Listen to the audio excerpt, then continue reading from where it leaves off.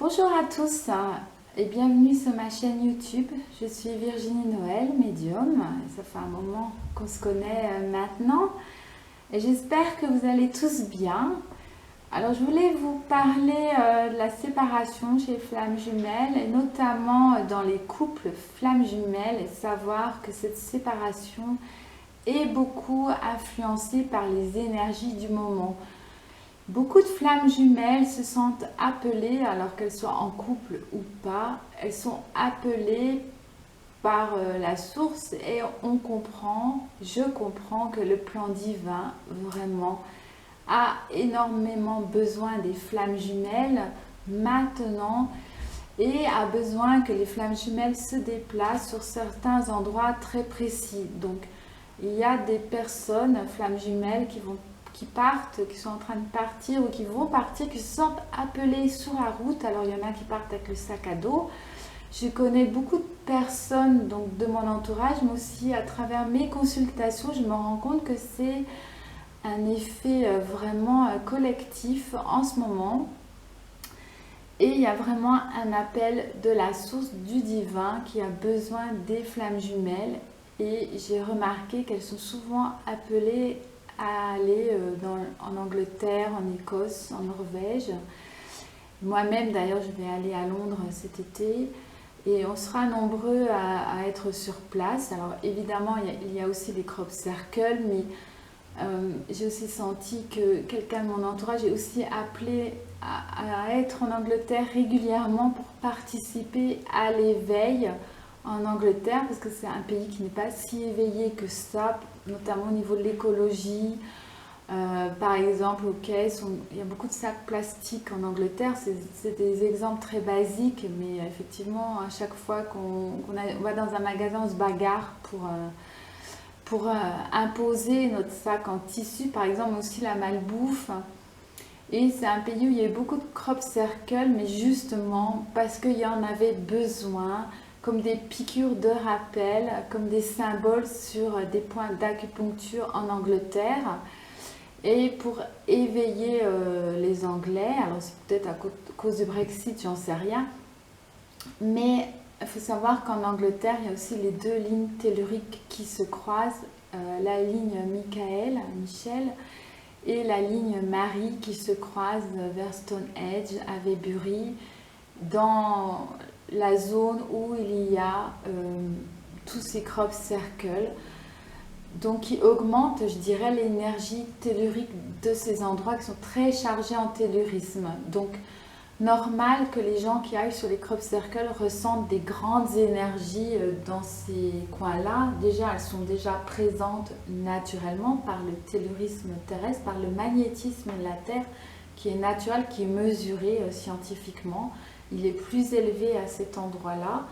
Donc très bénéfique pour la santé aussi, hein. Donc c'est des lieux de guérison aussi. On peut aller pour se faire vraiment magnétiser par la Terre et aussi augmenter par les symboles utilisés dans le crop circle, qu'ils soient humains ou extraterrestres, c'est pas vraiment la question, mais il y a quand même une symbolique qui est utilisée et qui augmente, qui a pour effet vraiment d'augmenter le tellurisme terrestre, le magnétisme ambiant, plus les gens qui se rendent sur ces crops et qui en fait augmentent aussi le magnétisme. Si c'est des gens un petit peu spirituels, des magnétiseurs, des médiums, de par leur simple présence, le biomagnétisme humain qui existe, c'est pareil, c'est prouvé scientifiquement. Donc si vous mettez des gens qui portent en eux beaucoup de magnétisme, ils vont aussi augmenter le magnétisme de l'endroit. Donc c'est important, et beaucoup de flammes jumelles peuvent être appelées aussi sur ces endroits-là pour augmenter encore le taux vibratoire, mais aussi le magnétisme ambiant, tout simplement, pour que d'autres personnes puissent en profiter, notamment tout le pays en profite. Donc certaines flammes jumelles qui sont en couple vivent la séparation, et je sens que d'autres résistent à ces périodes de séparation. Et en couple flamme jumelle, j'ai compris aussi que c'est compliqué de rester en couple tout le temps. Il y a vraiment des hauts qui sont très hauts et des bas qui sont très bas. Pourquoi le problème de la séparation revient toujours sur le tapis chez les flammes jumelles qui sont en couple? Parce que je me suis rendu compte en parlant avec une cliente que je remercie, je lui donne le bonjour à Isabelle, que effectivement les flammes jumelles ont vécu beaucoup plus la séparation finalement que le fait d'être ensemble à travers les vies antérieures. Elles étaient énormément séparées. Elles ont vécu des vies vraiment seules où elles étaient autonomes, indépendantes. Et le peu de vie qu'elles étaient ensemble, ça se passait mal. Il y a eu beaucoup de douleurs, de souffrances. C'était souvent des amours interdits. Donc les flammes jumelles n'ont pas l'habitude déjà d'être ensemble, de vivre ensemble, puisqu'à l'origine leur âme a été scindée en deux et depuis elles ont été séparées avec quelques retrouvailles très ponctuelles. C'est pas grand-chose une vie par rapport à la vie éternelle. Donc elles ont plus l'habitude d'être séparées et par moments d'avoir été heureuses dans leur vie incarnée, séparées finalement. Et quand elles n'étaient pas incarnées, elles n'ont pas forcément fusionné les âmes. Les âmes n'ont pas pu se retrouver non plus. Donc elles ont l'habitude d'être séparées, elles n'ont pas du tout l'habitude de vivre ensemble ou d'être ensemble ou même de fusionner ensemble à tous les niveaux, que ce soit en 5D, en 3D. Et pour elles, c'est vraiment l'apprentissage de la vie commune et surtout, comme ils m'ont dit là-haut, vraiment le problème d'être heureux avec l'autre parce qu'elles ont tellement eu l'expérience dans les vies antérieures, enfin 2 ou 3 vies antérieures, que quand elles étaient avec leurs flammes jumelles, qu'elles vivaient ensemble, il y a eu des décès, ça les a fait énormément souffrir de perdre l'autre, d'être à nouveau séparés. C'est plus l'angoisse de souffrir à nouveau qui peut faire que les flammes jumelles ont envie de se séparer en pensant qu'ainsi elles souffriront moins. Donc vous avez un travail à faire, les couples flammes jumelles, pour apprendre vraiment, c'est un apprentissage à être heureux ensemble sans ressentir toutes ces angoisses liées aux vies antérieures, à la peur de la séparation tout simplement, et sans penser que vous serez plus heureux séparés de votre flamme jumelle, car cela n'est pas vrai. Certes, cela peut sembler plus facile, mais voilà, vous n'atteindrez pas le bonheur suprême. Donc on vous demande d'effectuer ce travail, d'être heureux, d'apprendre. C'est un apprentissage du bonheur. Vraiment, ils me disent là-haut, il y a un apprentissage du bonheur à faire pour les couples flammes jumelles. Ce qui se passe aussi, alors quand l'autre veut s'en aller, quand une des deux flammes jumelles veut s'en aller, c'est parce qu'elle peut sentir un appel du plan divin, qu'elle doit se déplacer ailleurs, mais c'est pas obligé de rompre, ça peut être une séparation temporaire. Et pourquoi pas quand même se retrouver, ça peut être un voyage, un déplacement, et pourquoi pas demander à l'autre de nous rejoindre, et pourquoi pas voyager les deux flammes jumelles ensemble. Mais aussi, parfois, j'ai remarqué qu'un des deux jumeaux qui vit en couple, quand il sent que l'autre n'a pas fait son travail de purification et que peut-être il a une entité sur lui, l'autre jumeau qui a des antennes a tendance à s'écarter et à s'éloigner de son conjoint parce qu'il n'a pas fait son travail de purification. C'est-à-dire qu'entre les deux jumeaux, il y a vraiment une attirance magnétique, mais quand les deux énergies sont pures. Et ce qui vous attire chez l'autre, c'est aussi sa pureté, sa lumière. À partir du moment où il y a une entité qui se promène, le jumeau, il va sentir l'entité et il va dire « Ah non, en ce moment, mon conjoint, je ne le sens pas ou je ne la sens pas. Il ou elle a des mauvaises énergies, je sens quelque chose qui cloche, ça ne va pas, donc je vais m'éloigner. » Donc pour le couple flamme jumelle qui a envie de se séparer ou qui est en train de se séparer, posez-vous la question: est-ce que je fais mon travail de purification énergétique? Est-ce que je me remets en question? Il y a quand même un travail énergétique à faire pour vraiment être haut en vibration, pour dégager une grande lumière, pour faire votre travail de travailleur de lumière. Alors, c'est pas vraiment un travail. Moi, je dis travail parce que là-haut, je dis toujours que Dieu, c'est mon employeur. Et donc que je travaille pour lui, et c'est un travail qui me plaît énormément, je n'ai pas l'impression de travailler, mais je le prends très au sérieux, et je le prends vraiment avec professionnalisme, enfin j'essaye tout du moins, Donc c'est pour ça que je parle du mot travail, mais pour moi le mot travail n'a pas forcément une charge négative, une charge de «ah c'est pénible de travailler» ou «je perds ma liberté». Non, travailler avec Dieu c'est vraiment être libre, c'est la liberté suprême et on récolte l'abondance et de haute énergie. C'est un plaisir d'être libre dans son travail, de gérer son travail librement. Sachant que vous pouvez vraiment en couple vous épauler mutuellement, vous entraider et pourquoi pas partager vos énergies, vous fusionner vos énergies et vous pouvez travailler ensemble, voire même une mission commune, mais aussi par exemple que l'un aide l'autre et ainsi l'autre il a plus facile à travailler. Il ne fait pas tout seul, vous pouvez partager les corvées. Et aussi, comme je disais, par exemple, s'il y en a un qui purifie, il peut aussi purifier pour l'autre en même temps. C'est ça.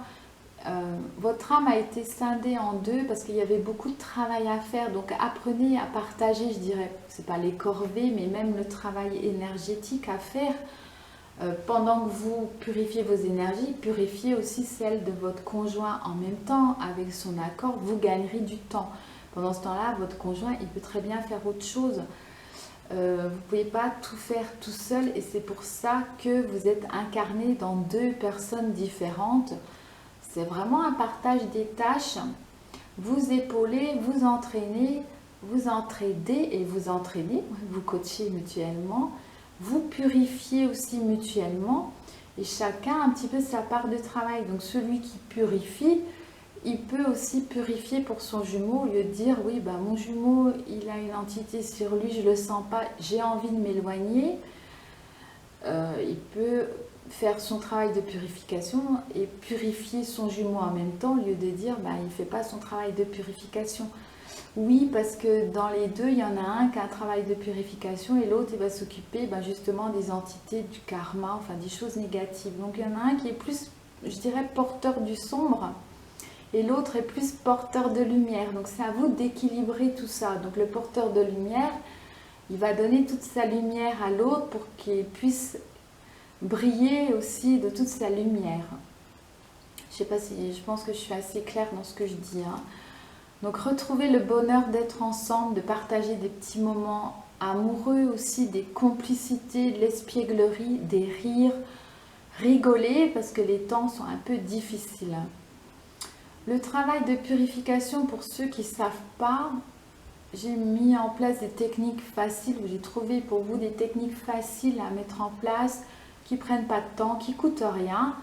Par exemple, tout simplement, mettez une coquille Saint-Jacques sous votre lit. Ça va déjà vous aider vraiment à purifier vos énergies et à éloigner de vous, je dirais, les mauvaises énergies. La coquille Saint-Jacques était... est le symbole de Saint-Jacques de Compostelle et quand vous passez dans les églises, il y a souvent une coquille Saint-Jacques au-dessus de la porte d'entrée qui fait que toutes les personnes qui passent, les énergies sont nettoyées, enlevées, purifiées, ne serait-ce que de passer sous la coquille Saint-Jacques. Donc c'est bien d'en placer une sous votre lit, pourquoi pas au-dessus de votre porte, ça peut vous aider. Il y a aussi la purification à la flamme violette de Maître Saint-Germain. Donc un des deux, en général, pratique cette forme de purification. Donc peut tout à fait purifier le couple et demander à Dieu, à la source, mais aussi n'oubliez pas la Sainte Trinité, Marie, Jésus ou les maîtres ascensionnés comme Bouddha ou d'autres, de protéger votre couple. Vraiment demander... Vous pouvez vraiment demander là-haut des déblocages. Les anges aussi peuvent vous aider à effacer des mémoires, des traumatismes, des souvenirs anciens qui peuvent vous entraver, vous blesser et vous empêcher d'avancer. Vous pouvez demander aux anges qui nettoient cette mémoire-là. Et donc, ils peuvent l'enlever carrément, le souvenir du dossier akashique. C'est-à-dire que vous ne vous souviendrez plus de rien. Mais c'est pour vous soulager. Parce qu'il y a des mémoires karmiques, des mémoires anciennes, des souvenirs, des traumatismes qui entravent ou freinent le plan divin. Pour que vous puissiez accomplir le plan divin, il faut que vous soyez bien. Et si vous êtes encore mal ou que vous souffrez par rapport à d'anciens souvenirs, vous risquez aussi de sombrer dans une dépression, dans l'alcool ou dans des travers, des addictions qui vont empêcher finalement votre lumière de briller et le plan divin de se mettre en place. Il y a aussi la technique du sel béni. Donc pour ceux qui ne savent pas, parce qu'on me pose souvent la question, le sel béni c'est quoi et comment s'en procurer? Donc vous prenez du gros sel de mer que vous achetez en commerce. Moi j'en mets dans une coupelle, vous pouvez en mettre dans un bol, un récipient. Le prendre dans vos mains et vous visualisez une lumière dorée, une lumière brillante sur ce sel et vous demandez à Dieu de bénir ce sel.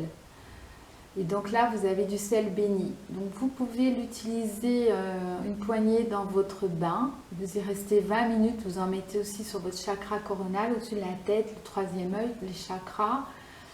Et quand vous avez fini de vous laver, de faire votre shampoing, de vous savonner, vous enlevez toute l'eau et vous vous rincez à l'eau claire. Et là, votre aura et vos chakras sont très purifiés.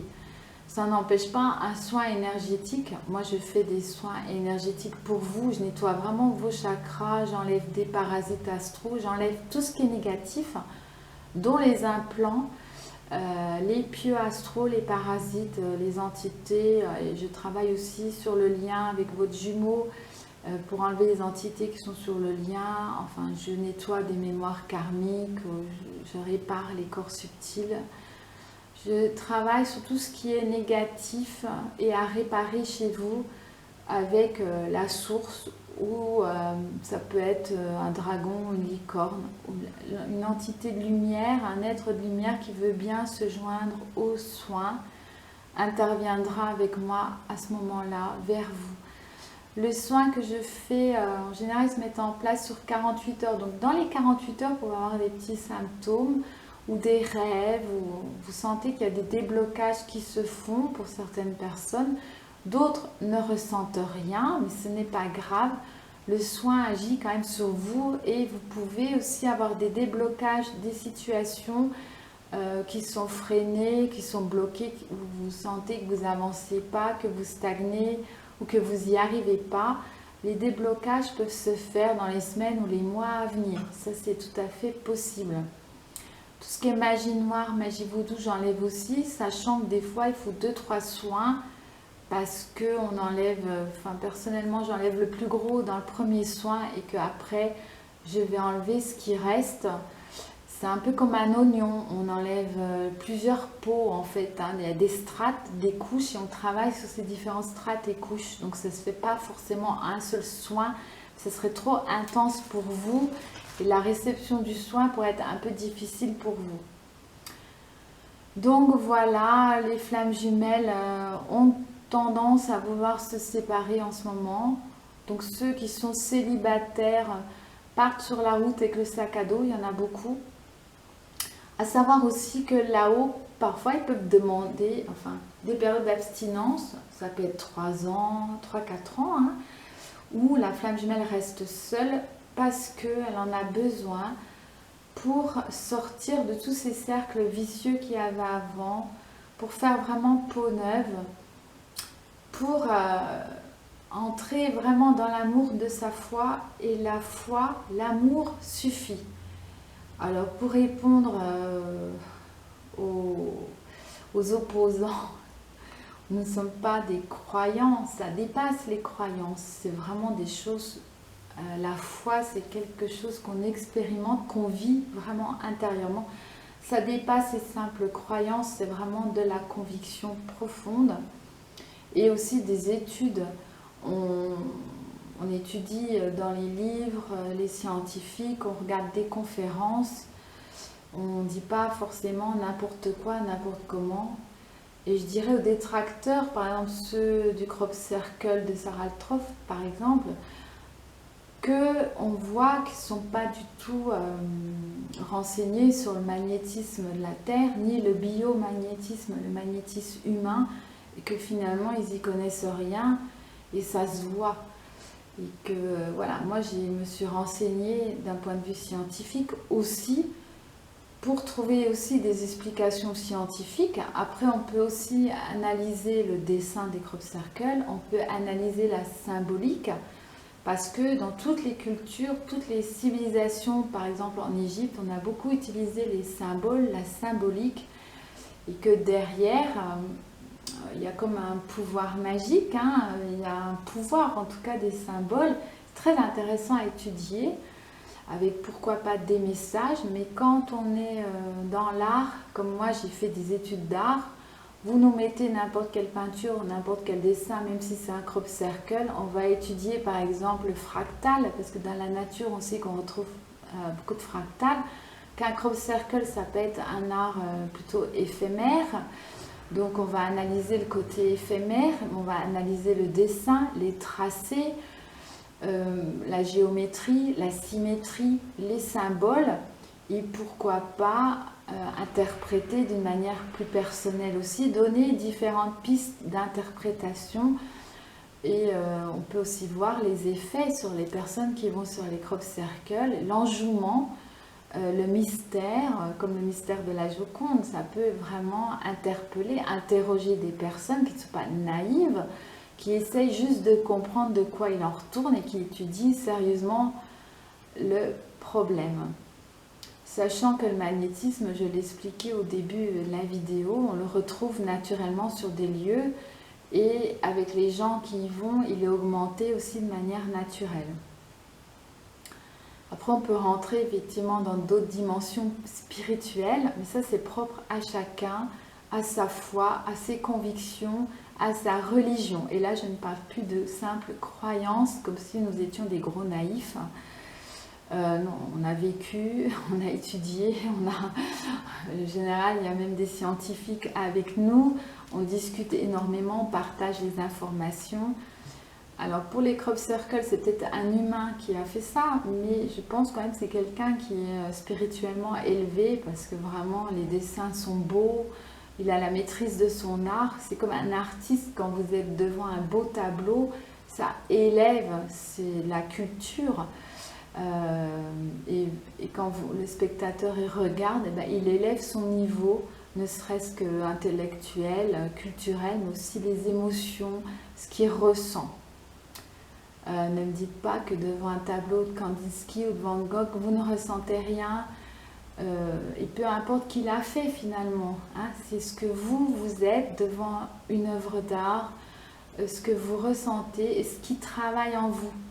Une œuvre d'art, c'est fait justement pour que les gens s'interrogent, se remettent en question, pour que ça vibre en eux, pour qu'ils puissent évoluer, se dépasser et progresser. Voilà ce dont je voulais vous parler ce soir. Ça faisait un petit moment que je n'avais pas mis de vidéo, donc je vous en remettrai bien évidemment. Si vous avez des questions, n'hésitez pas à me les mettre en commentaire, ça fera certainement l'objet de vidéos. Je prends des notes et quand je me sens apte à le faire, je mets en ligne un post pour vous donner mon point de vue ou un certain éclairage qui, j'espère, vous aidera à avancer dans ce chemin de lumière. Sachant que j'ai mis aussi 2 livres sur les flammes jumelles, un recueil de témoignages facile à lire, et un autre livre, L'amour inconditionnel chez les flammes jumelles, où je reprends les bases des flammes jumelles et j'explique ce qu'est le runner, le chaser, les différentes étapes, la fusion. Là, c'est la base et après, il y aura un autre livre qui ira un petit peu plus loin dans la relation, mais je ne vais même pas commencer encore pour le moment. Si j'ai un petit peu commencé à l'écrire, mais ça va prendre du temps parce que là, je vais me reposer un petit peu pendant les vacances. Donc voilà, les livres sont disponibles sur Amazon si cela vous intéresse d'avancer un peu plus dans ce type de relation. Je vous embrasse tous et je vous dis à bientôt pour d'autres vidéos. Merci à tous mes abonnés, je vous remercie du fond du cœur. Merci de vos commentaires qui sont toujours très lumineux et j'apprécie énormément. Et je vous remercie de m'aider à trouver l'inspiration pour faire d'autres vidéos. À bientôt, merci, au revoir.